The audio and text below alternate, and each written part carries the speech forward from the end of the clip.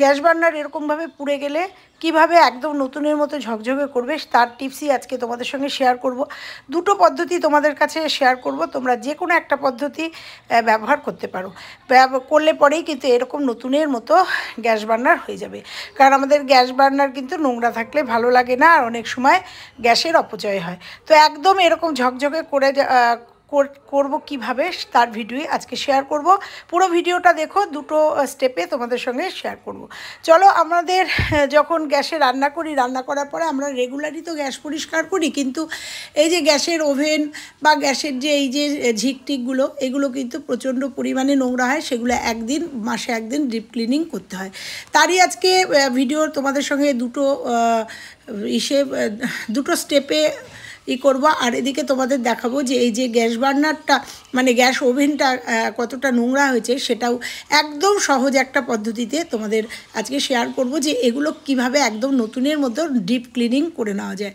তো দেখতে পাচ্ছ এগুলো কিন্তু একটুখানি ডলা দিলেই কালি উঠছে, তাহলে বুঝতে পারছো কতটা নোংরা হয়েছে। আর এই নোংরা হলে কিন্তু এই ছিদ্রগুলো বন্ধ হয়ে গিয়ে অনেক সময় বিপত্তি ঘটে। তো চলো দেখে নেওয়া যাক। আমি দুটো পাত্রে দুটো গ্যাস বার্নার নিয়েছি, যদিও 3 বার্নার আমি 3টেই তোমাদের সঙ্গে দেখাবো। তো যেহেতু একটা বার্নারে গরম জল বসিয়েছি, আর নিয়ে নেবো এখানে ইনো। দেখো দুটো জায়গায় নিয়ে নিয়েছি, একটা জায়গায় দিয়ে দেবো ইনো। আমি দুটো স্টেপে তোমাদের দেখাচ্ছি, তোমাদের কাছে যেটা সুবিধা মনে হয়। আর এই ইনো মেডিসিনের দোকানে কিনতে পাওয়া যায়। এই ইনোর অনেক টিপস তোমাদের সঙ্গে আমি শেয়ার করেছি। ইনো কিন্তু ক্লিনিংয়ে দারুণ একটা কাজ করে। পুরো একটা প্যাকেট ইনো আমি এখানে দেখো দিয়ে দিলাম। আর আরেকটার মধ্যে দেবো হচ্ছে হারপিক। এই হারপিকটা কিন্তু আমরা ক্লিনিংয়ের জন্য আমার কিচেনেই থাকে, এই হারপিকটা দিয়ে দেবো। আমরা হারপিক কেনার সময় একটা হারপিক কিনেই রাখি, যে কিচেন পরিষ্কার করার জন্য কিচেনে অনেক কাজে লাগে।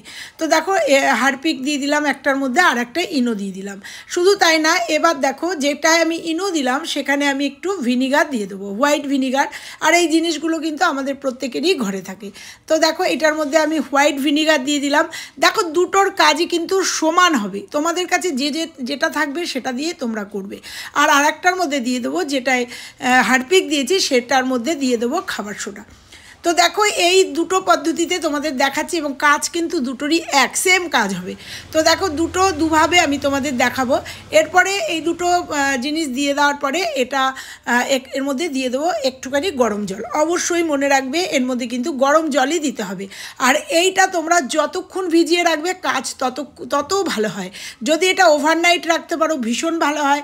8 ঘন্টা তো মিনিমাম তোমাদের রাখতে হবে। তো দেখো দুটো এইভাবে ভিজিয়ে আমি 8 ঘন্টা বাদে ফিরে আসবো। ফিরে আসার পরে তোমাদের দেখাবো যে এগুলো অটোমেটিক্যালি কেমন পরিষ্কার হয়ে গেছে।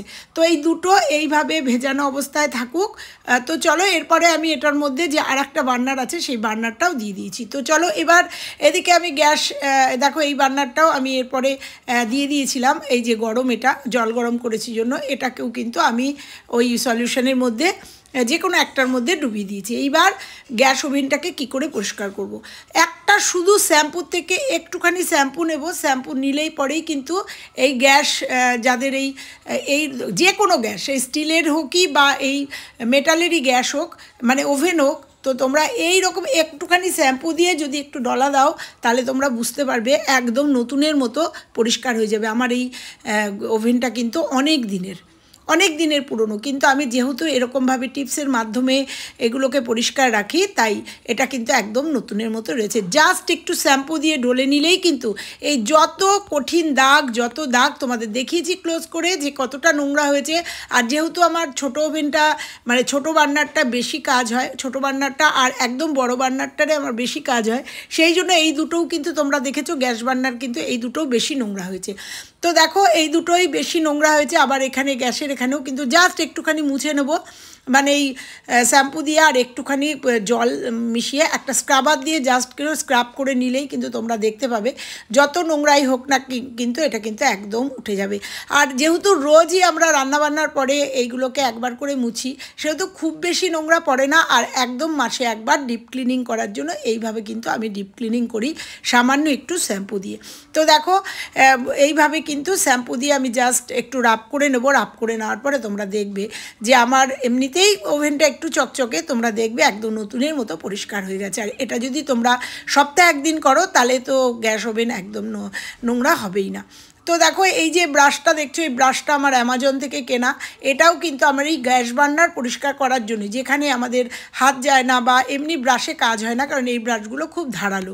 বিশেষ করে এই যে নব আছে না, মানে এই যে ওভেনের যে নবগুলো ওই জায়গাগুলোতে কিন্তু আমাদের কোনো ব্রাশ ট্রাশ যেতে চায় না, পরিষ্কার হতে চায় না। আর সেই জায়গাগুলোতে কিন্তু প্রচণ্ড পরিমাণে তেলকালি হয়, নোংরা হয়, সেগুলো আমরা পরিষ্কার করতে পারি না। এই যে এই জায়গাগুলো কিন্তু এই ব্রাশ দিয়ে খুব সুন্দর পরিষ্কার হয়ে যায়, একদম নিট অ্যান্ড ক্লিন হয়ে যায়। এইসব জায়গাগুলোতে কিন্তু আমাদের অন্য কোনো ব্রাশ যায় না। দেখো একদম পরিষ্কার করে নিলাম। তারপরে আবার একটু স্ক্রাবার দিয়ে মুছে একটা তোয়ালে বা একটা ডাস্টার জল দিয়ে একটুখানি ভিজিয়ে নিয়ে একদম মুছে নিচ্ছি। তো দেখতে পাচ্ছ একদম সোজা একটা কাজ এবং একদম সহজ একটা কাজ। তারপরে আবার একবার ডাস্টারটাকে ভিজিয়ে নিয়ে এসে ভালো করে তোমরা সুতির ন্যাকড়া দিয়েও এইভাবে সুন্দর করে মুছে নিলেই কিন্তু একদম পরিষ্কার হয়ে যাবে আমাদের গ্যাস ওভেনটা। তো দেখতে পাচ্ছ কতটা পরিষ্কার হয়েছে, একদম রেজাল্ট তোমাদের সামনে। শুধু একটু শ্যাম্পু দিয়ে এইভাবে আমরা কিন্তু গ্যাস ওভেন পরিষ্কার করে রাখতে পারি, তাতে কিন্তু আমাদের গ্যাস ওভেনটা একদম সুন্দর চকচকে নতুনের মতো লাগে। কেমন লাগলো এই ছোট্ট টিপসটা অবশ্যই জানিও। এবার চলে যাব আমাদের যেখানে আমরা এই দুটো বার্নারগুলো ভিজিয়ে রেখেছি। তো দেখো অনেকক্ষণ বাদে আসাতে কিন্তু আমাদের বার্নারগুলোর কিন্তু লুক তোমরা দেখতে পাচ্ছ কতটা পরিষ্কার হয়ে গেছে। এটা যদি আরও একটু ভিজিয়ে রাখতে পারতাম, তোমরা দেখতে পাচ্ছ আমি কাজ করতে করতেই কিন্তু কাজটা করলাম, কারণ এতটা সময় দিতে পারবো না। তো আমি 20-25 মিনিটের মধ্যেই কিন্তু ফিরে এসেছি। আর ফিরে আসার পরে তোমরা দেখতে পাচ্ছ যে ডলার আগে পর্যন্ত, এখনও কিন্তু এটা ডলিনি, ডলার আগে পর্যন্ত কতটা পরিষ্কার হয়ে গেছে। যেহেতু বড় বার্নার আর ছোটো বার্নারে আমি কাজ করি, মানে রান্না হয় বেশি, সেহেতু এই দুটো বার্নার কিন্তু প্রচণ্ড পরিমাণে নোংরা হয়েছে। এবার একটা স্টিল উল দিয়ে, আমার ব্রাশে লাগানো এই স্টিল উলের টিপস আছে, এটা দিয়ে জাস্ট একটু ডলে নেব। তারপরে একটা স্কচ ব্রাইট দিয়ে, তোমরা স্কচ ব্রাইট দিয়েও এরকমভাবে ডলে নিতে পারো। ডলে নেওয়ার পরে তোমাদের দেখাবো যে কতটা পরিষ্কার হলো। দেখো এতটা ভিডিও যদি ধরে রাখি তাহলে অনেকটা বড় হয়ে যায়, তাই তোমাদের স্পিড বাড়িয়ে দেখিয়ে দিলাম। এই স্কচ ব্রাইটটা দিয়ে কিন্তু জাস্ট একটু ডলে নিয়েছি। 3টে বার্নারই ডলে নেওয়ার পরে তোমাদের কাছে দেখিয়ে দেবো যে কতটা পরিষ্কার হয়েছে। দুটো সলিউশনই কিন্তু একই রকম কাজ করবে। চলো একটুখানি ডলে নিয়ে আসার পরে আবার একটুখানি ভিজিয়ে রেখেছিলাম। এইবার দেখো ভালো করে স্কচ ব্রাইট দিয়ে ডলে নেওয়ার পরে দেখো রেজাল্ট তোমাদের সামনে কতটা পরিষ্কার হয়েছে, তোমরা নিজেরাই দেখে নাও। এবার ফাইনালি আর একবার একটুখানি এইবার একটু ভিম লিকুইড দিয়ে একটুখানি ডলে নেব। তো দেখো আমি একটুখানি ভিম লিকুইড নিয়ে নিয়েছিলাম স্কচ ব্রাইটের মধ্যে, তারপরে একটুখানি ডলে নেব। ডলে নেওয়ার পরে তোমরা রেজাল্ট কিন্তু সামনেই দেখতে পাচ্ছ। তারপরে ধুয়ে নিয়ে এসে তোমাদের দেখাবো যে কতটা পরিষ্কার হয়েছে। এটা যদি তোমরা ওভারনাইট ভিজিয়ে রাখো তাহলে এই যে একটু কালচে ভাব, এটা আমার অনেক পুরনো বার্নার, একটু কালচে ভাব দেখছো, এগুলো কিন্তু একদম নিট অ্যান্ড ক্লিন, একদম নতুনের মতো হয়ে যাবে। তো দেখো আমি মনে হচ্ছে যেন আরেকটু পরিষ্কার হলে ভালো হয়, এই জন্য আবার একটুখানি ওই সলিউশনটা সবটা একটা বাউলের মধ্যে দিয়ে দিয়েছি, দিয়ে আবার একটু ডলে নেব। এইভাবে যদি তোমরা গ্যাস বার্নার মাসে একবার পরিষ্কার করে নিতে পারো তাহলে নতুনের মতো তো হয়ে যাবেই, তার সঙ্গে যে ছিদ্রগুলো আছে বা নোংরাগুলো একদম পরিষ্কার হয়ে যাবে। চলো ধুয়ে নিয়ে এসে একদম তোমাদের সামনে গ্যাস বার্নারগুলো দেখো কতটা পরিষ্কার হয়েছে। কেমন লাগলো আজকে আমার এই টিপসটা? ভালো লাগলে কোন পদ্ধতিটা তোমাদের সবথেকে ভালো লেগেছে? ভালো লাগলে লাইক কমেন্ট শেয়ার, চ্যানেলে নতুন হলে চ্যানেলটা সাবস্ক্রাইব করে পাশে বেল আইকনটা প্রেস করে দিও, তাতে আমার নিত্য নতুন সমস্ত এরকম উপকারী টিপস তোমাদের সামনে শেয়ার করব, নিশ্চয়ই তোমাদের উপকারে আসবে। তো দেখো এইবার আবার ফাইনালি একবার ওভেনটাকে মুছে নিয়ে এইবার যেগুলো মেজে রেখেছিলাম সেগুলো সব পরিয়ে দেবো। খুব সুন্দর একটা টিপস, তোমরা বাড়িতে করে দেখো। বিনা পরিশ্রমে তোমরা যদি এরকম সলিউশনের মধ্যেই বার্নার ভিজিয়ে রাখো তাহলে তোমরা দেখতে পাবে এরকম কোনো পরিশ্রম করতে হবে না, সুন্দরভাবে কিন্তু একদম gas burner neat and cleaner. মহিলাদের গ্যাস বার্নার বা গ্যাস ওভেন যদি এরকম পরিষ্কার থাকে মনটাও ভালো লাগে, রান্না করতেও ভালো লাগে এবং জীবাণুমুক্তও হয়।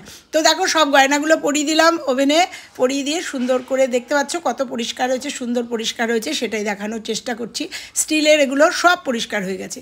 তো চলো আজকের মতো ভিডিওটা এখানেই শেষ করব। ভালো লাগলে আবারও বললাম লাইক কমেন্ট শেয়ার, কে কোথা থেকে দেখছো অবশ্যই বলো। আবার ফিরছি অন্য কোনো টিপসের ভিডিও নিয়ে। ততক্ষণের জন্য সবাই ভালো থেকো, সুস্থ থেকো, আর আমার এই চ্যানেলটাকে দেখতে থেকো। চলো টাটা, সবাই ভালো থেকো আর এইভাবে পরিষ্কার